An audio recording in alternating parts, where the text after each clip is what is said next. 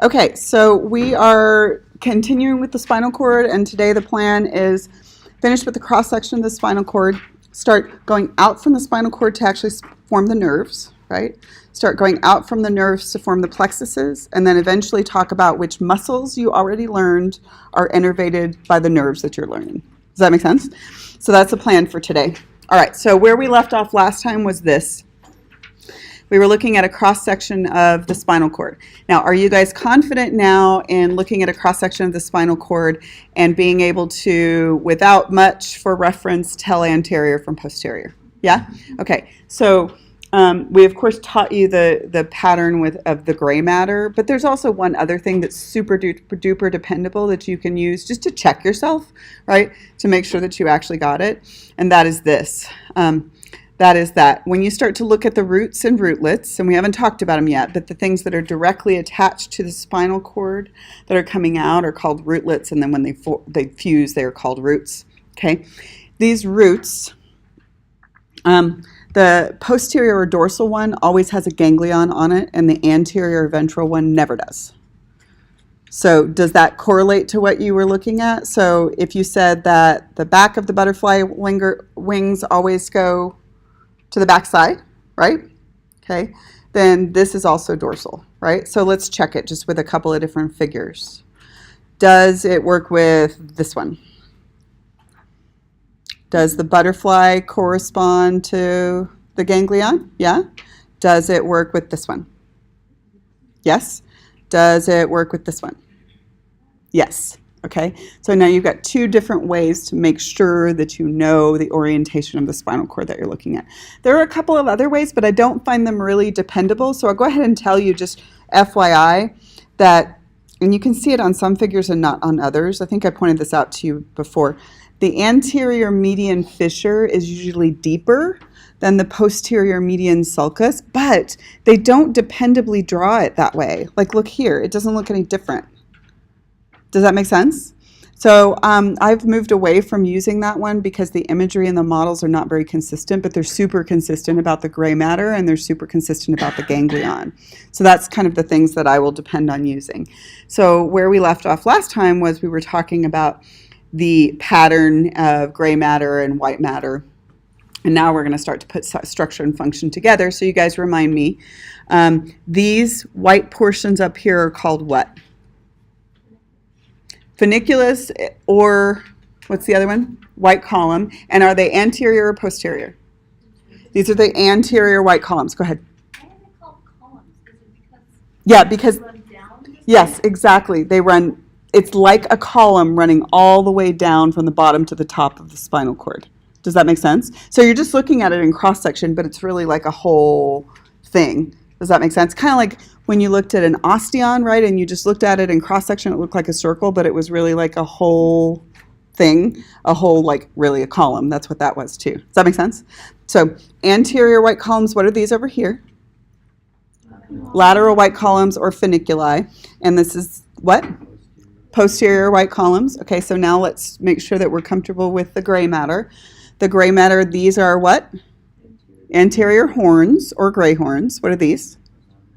Lateral gray horns and posterior gray horns. Got it? Okay, so now we're going to start to put together a little bit of structure, or a little bit of function with that structure. Okay, so let's look at what's in each place. Let's look at it simply, and then we'll add a little bit more detail. So what the spinal cord is doing, and this is, of course, an oversimplification, but we're going to get started with this oversimplification. What the spinal cord is doing is really the posterior portion of the spinal cord is sensory and the anterior portion of the spinal cord is motor. And we started referring to that last time. And we said that it kind of correlates to the whole touchy-feely thing that you have in your precentral and postcentral gyrus, right? Because the postcentral gyrus is what? Sensory or motor? Sensory. And the precentral gyrus is motor. Okay, so sensory in the backside, out the front side. Same thing on the spinal cord. Sensory in the backside, motor out the front side. Does that make sense? So if we look at a picture like one we've seen before, we can see that when we're doing a sensory motor reflex response, what happens is this is a sensation that is occurring. In this picture, it's what kind of sensation? Somatic sensation, right? And that somatic sensation is going to go through the what root? This is the posterior or dorsal root, right? And its neuron cell body, by the way, is in the dorsal root ganglion, that little ganglion that we talked about. All of the dorsal root ganglia are sensory. Yes? They're all sensory. So there's more than one neuron cell body in there. We're only looking at one this time. So the sensory information comes back through there. It's going to find its interneuron, if there is one, in the gray matter of the spinal cord. Yeah? It's going to form another synapse with the motor neuron in the gray matter of the spinal cord. And then the motor axon is going to go out which route? The anterior or ventral root, exactly. And it's going to go to the effector, which, since this is a whole somatic story, the effector is going to be what? What kind of tissue? The effector, it's going to be skeletal muscle. Go ahead. Can you call it posterior? Yeah, posterior or dorsal is fine, and anterior or ventral is fine. As a matter of fact, textbooks flip them, like they use both of them interchangeably. I don't care which one you use, and there isn't a wrong answer. So if you said anterior when I was looking for ventral, that's fine. If you said posterior when I was looking for dorsal, that's also fine. I learned dorsal and ventral, and so I'm in the habit of saying that. This textbook more frequently uses anterior and posterior, and in your lab book I put both. So it doesn't really matter which one you use. Okay, so basically what we have is the sensory information comes in through the back side, and the motor information goes out through the front side. We've got the dorsal and the ventral roots. So we're going to look at this in detail in just a second, but I do want to go ahead and tell you, even though I'm not going to hold you responsible for this picture right here, I want to tell you that the spinal cord doesn't just do somatic sensory and somatic motor. It also does visceral sensory and autonomic motor. So I just want to briefly show you how that would work with the spinal cord. Not that I'm going to ask you this picture. I'm really not. Okay, so if we were talking about an example like we just did, and we were basically talking about how a reflex goes through the spinal cord, and it's somatic sensory and somatic motor, what we would do is say, okay, the somatic sensory goes in, right? Which root again? Posterior dorsal, okay. Where does it find its cell body? In the ganglion, right? And it's going to go in the posterior dorsal root, right? You guys with me? And so we're following this aqua color right now. It's going to find its interneuron in the gray matter, good.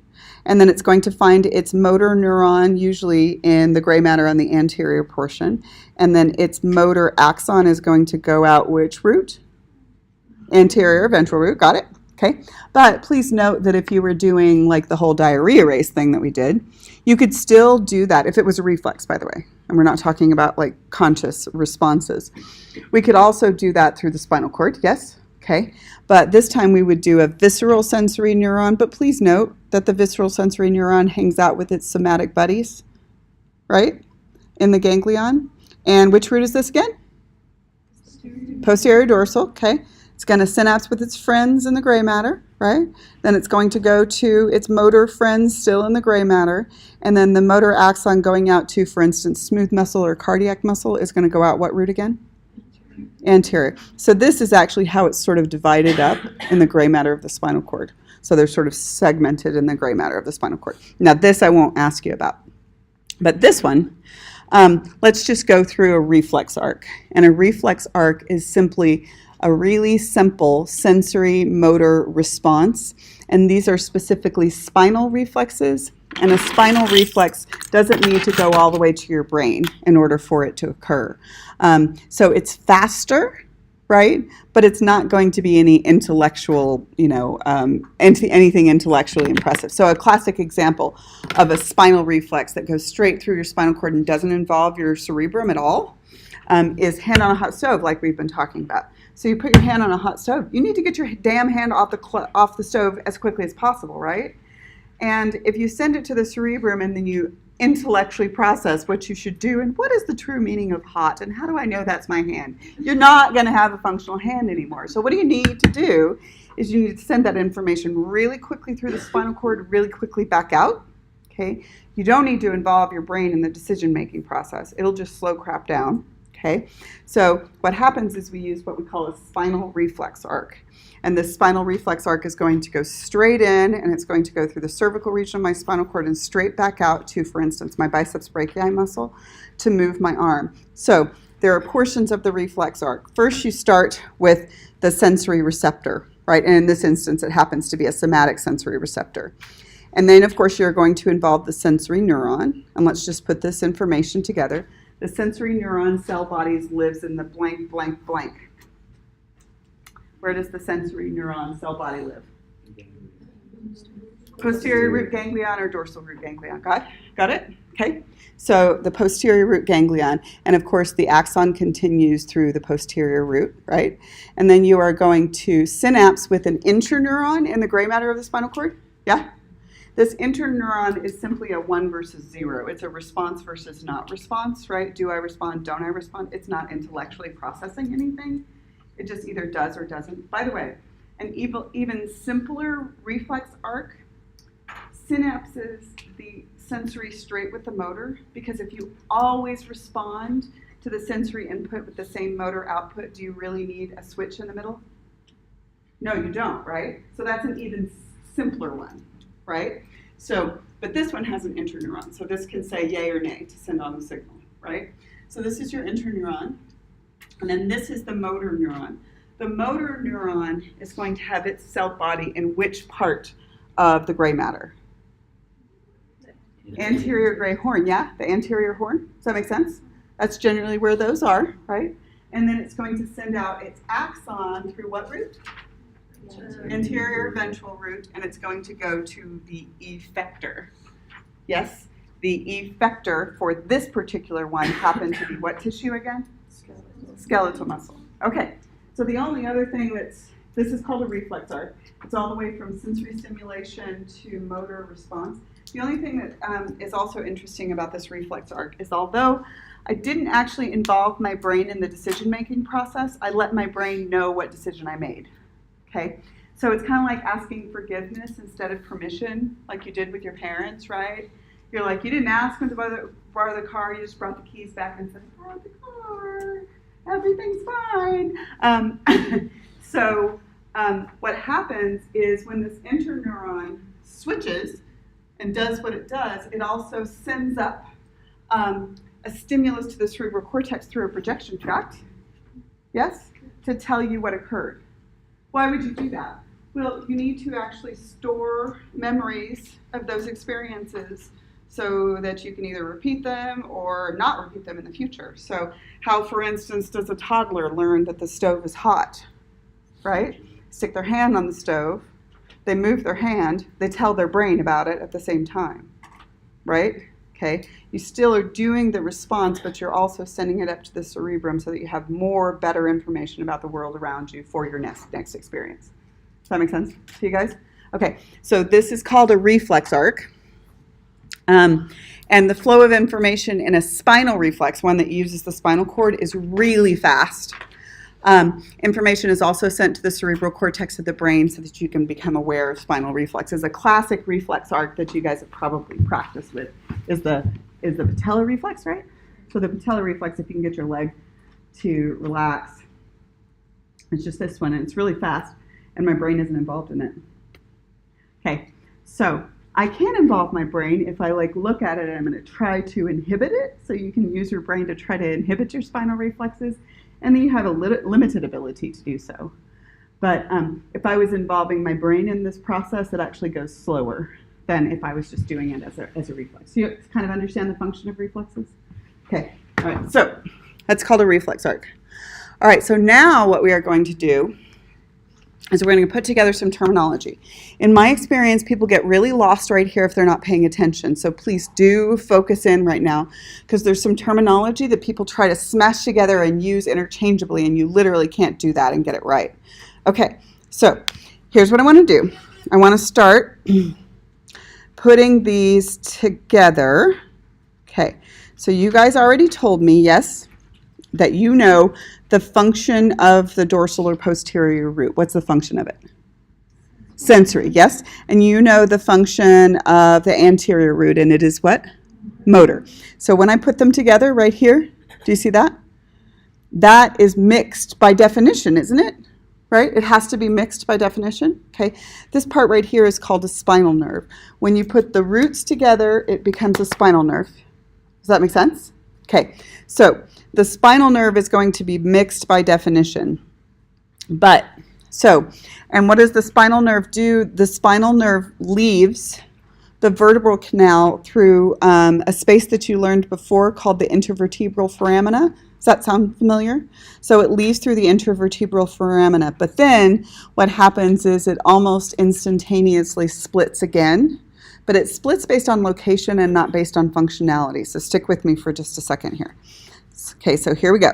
We are going to have the dorsal root, sensory, the ventral root, motor, come together, spinal nerve, yeah? Spinal nerve is mixed in function. And then what I am going to do is I am going to split and innervate everything anterior to the spinal cord and everything posterior to the spinal cord. Which of those branches should be bigger?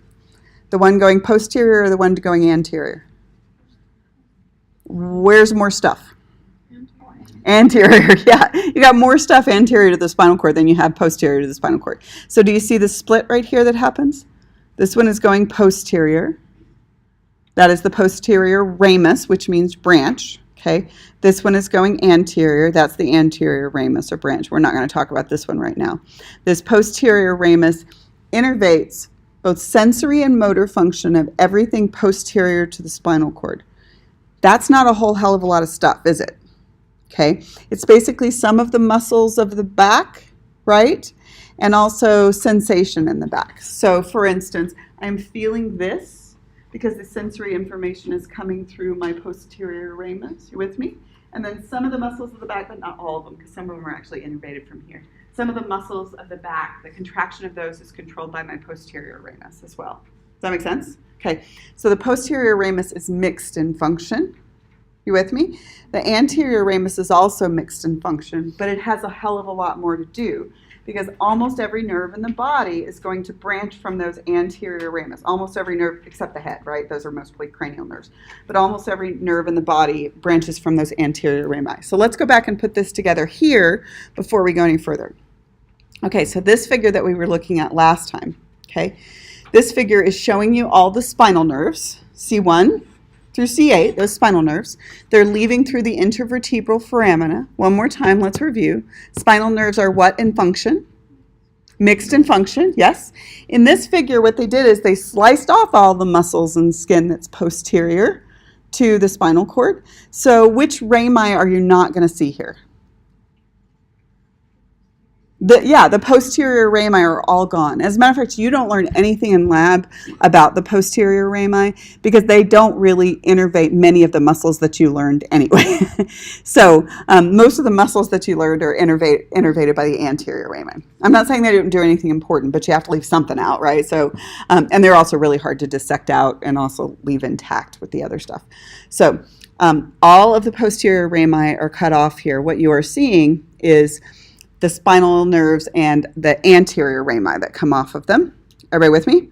Okay. And these anterior rami are going to branch to form most of the nerves in the body below the neck. Okay? Okay, so that's the anterior rami. Go ahead.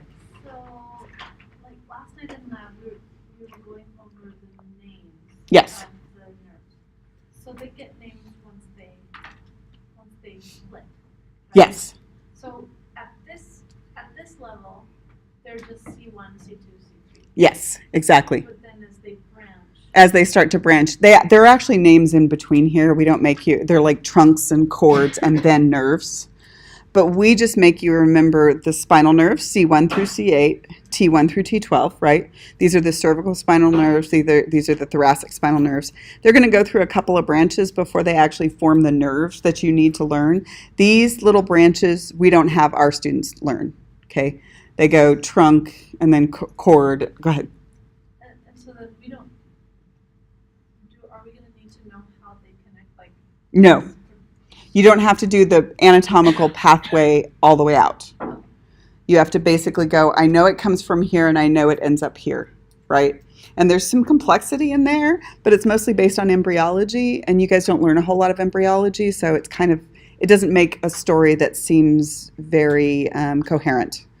So we just left out the middle part for you guys. Okay, all right, so everybody kind of got the big picture of what we're looking at here?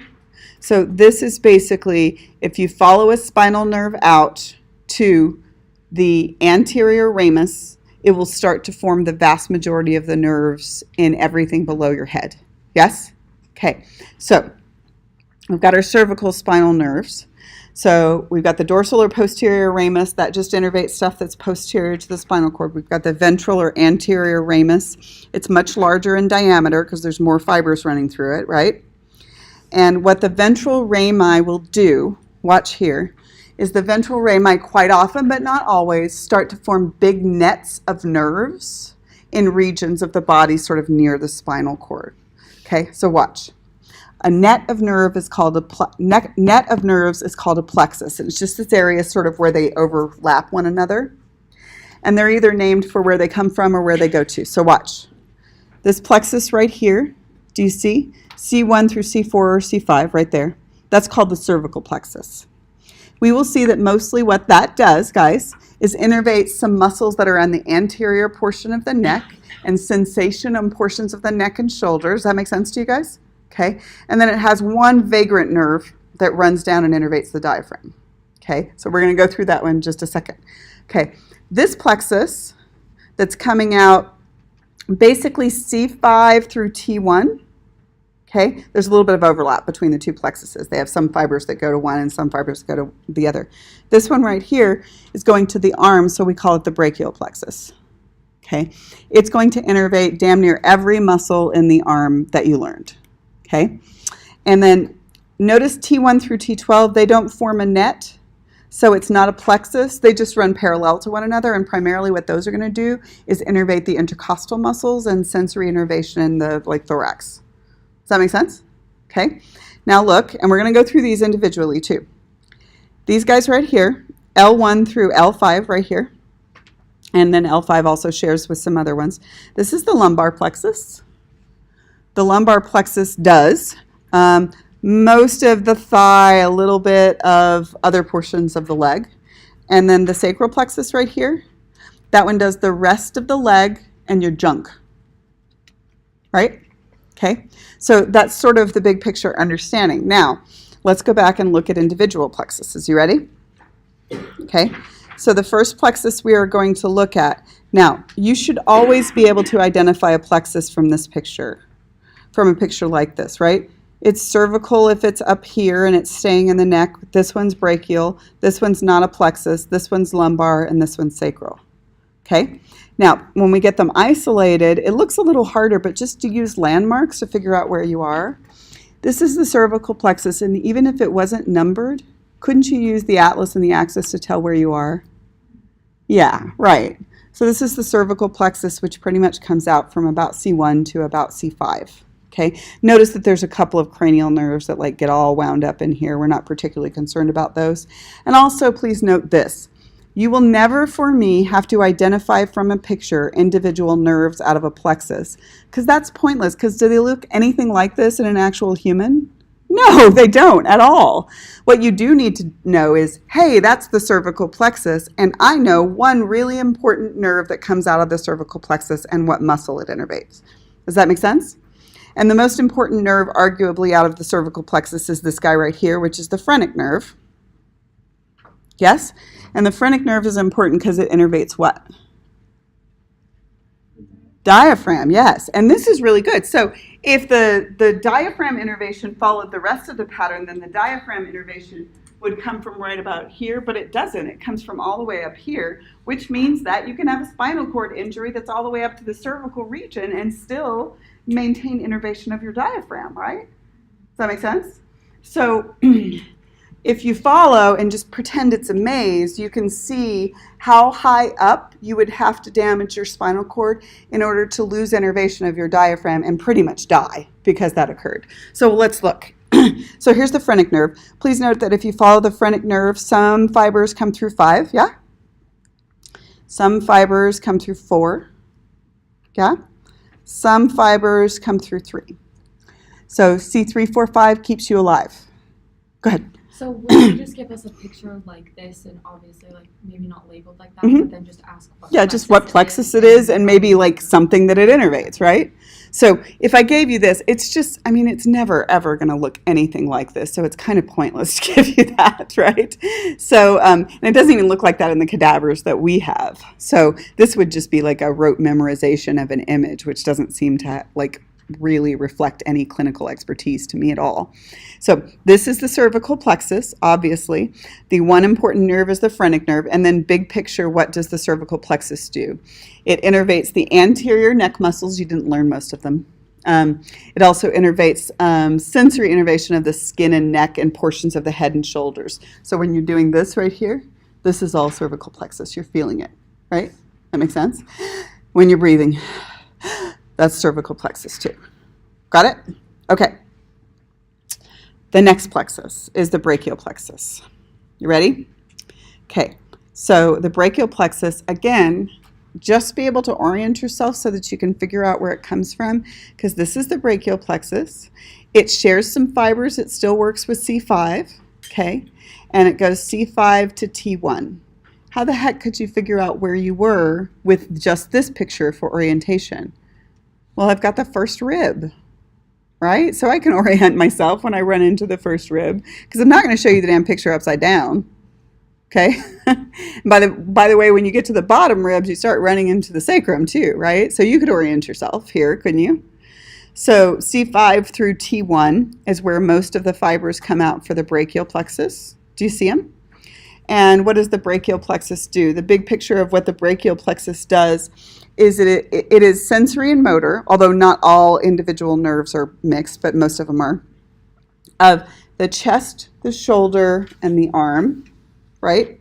Okay, chest, shoulder, and arm, including forearm, okay? And you've got several nerves that you need to learn out of that. The brachial plexus is actually the one that you need to know the most nerves out of, but once you get the pattern down, the brachial plexus is really not that bad. It's just that I need to teach you sort of the pattern. So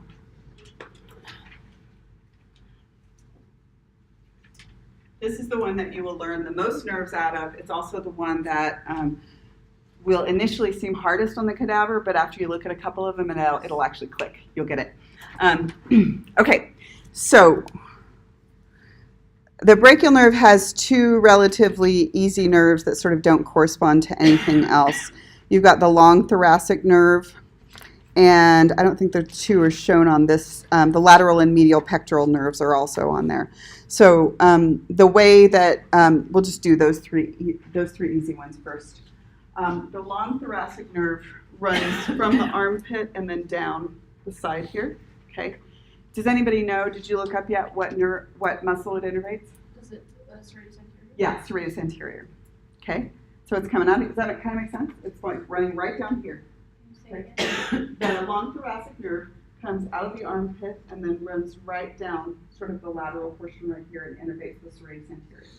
Everybody okay with that? Okay. The other two are not drawn on this picture. They're really pretty easy to see on the cadavers.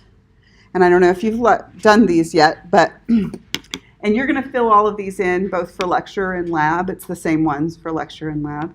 You've got two that go and innervate the pectoral muscles.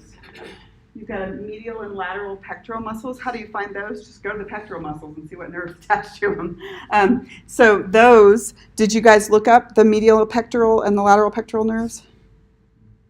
Okay, the medial pectoral nerve innervates both pectoralis major and minor, has no sensory function.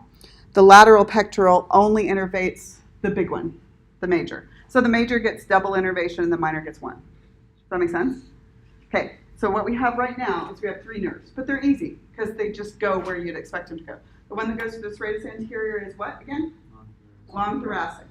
The one that goes only to the pectoralis minor is the what? Lateral pectoral, right? And the one that goes to the pectoralis minor and major is what? Medial pectoral. Got it? Go ahead. The lateral, I thought, went to the major.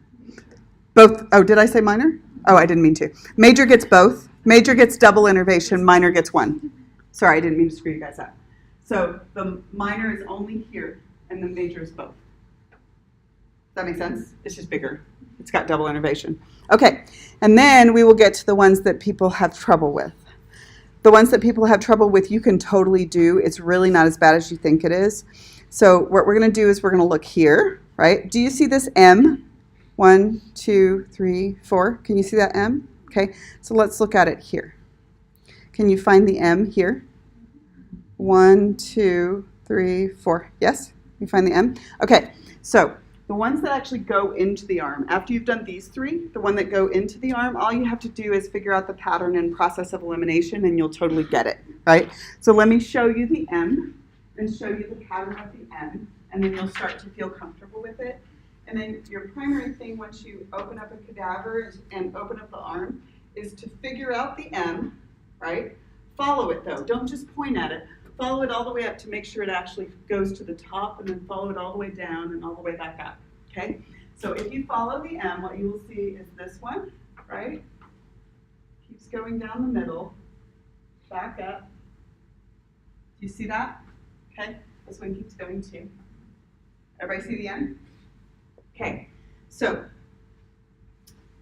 this one right here in the middle is a good place to start, because that one is the median nerve. Good name for it, right? Median nerve goes right down the middle. Okay? Does everybody see it on this picture too? The median nerve?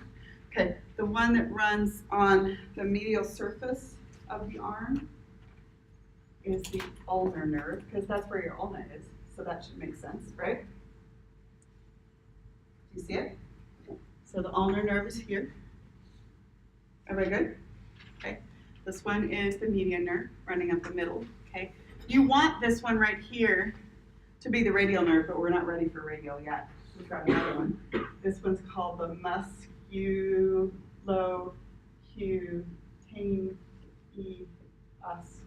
nerve. Musculocutaneous nerve here. Okay. All right. The other two are easy as long as you know where to look for them. Okay. The only other two that you have to find is the radial nerve and the axillary nerve. So let me show you how to find the radial nerve. The radial nerve is not part of the M. What it does is it goes deep to the M, under the humerus, and pops out on this side, on the radial side. And it runs all the way down to the hand. Does that make sense to you guys? Can you see it? It's going under the humerus and popping out and running all the way down the radial side. Okay? That's the radial nerve. Got it?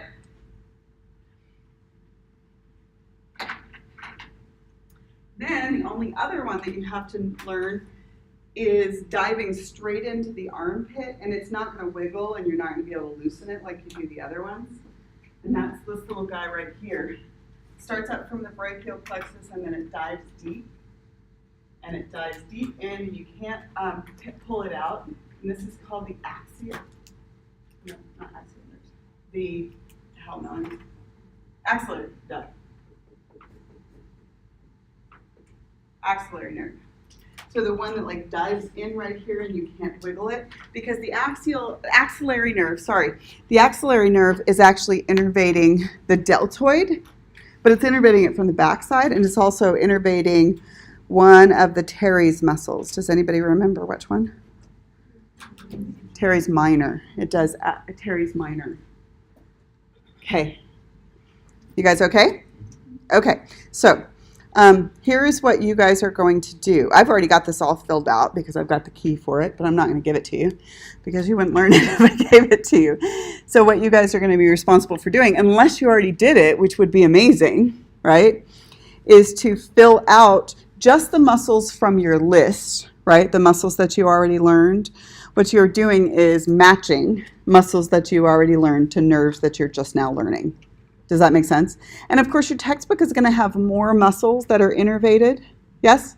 But focus on the ones that you're responsible for. So even if, for instance, the median nerve does more than all of these, you're only responsible for the ones that you already learned. Does that make sense? Because the other muscles don't mean anything to you. So what is the point of doing this? So ideally, what you will end up getting is when you take some time, not the first time, what you will end up getting is you will start figuring out that, for instance, the nerves that come from the cervical region are going to do this stuff, and the nerves that come from here are going to do the entire arm and the chest. And you're going to sort of see the pattern of what muscles they innervate. And you'll start seeing groups, right? You'll start seeing, okay, all of the muscles that are innervated by the radial nerve tend to be on this side of the arm, shocker, right? Ulnar nerve tend to be on this side of the arm, right? That makes sense? So you'll start to see that flexors are more likely to be innervated by one nerve than extensors. So ideally what happens is it starts to reveal the pattern of innervation by the time you practice it enough. Is that okay? Okay, so have you guys started on this table yet? Started filling in your portion? No? Okay, so with each nerve that you have to learn, basically both for lecture and lab, you are going to have to go back and pick up the muscles that you already learned and add in the nerves that you haven't learned yet. And I did tell you how many, right? And the basics of sensory function. And so for me and for lab, you are going to be tested over that, right? So list 3 muscles that are innervated by the median nerve. Which of these nerves has both sensory and motor function? That kind of stuff. Does that make sense? Okay, you guys good with it? Okay, so I would love it if by next time when I saw you, you had this entire thing filled out just so that we could run through it and check it together. Can you make that a goal? Yeah? Okay, we're going to stop there because you guys are a couple of minutes ahead of the other class.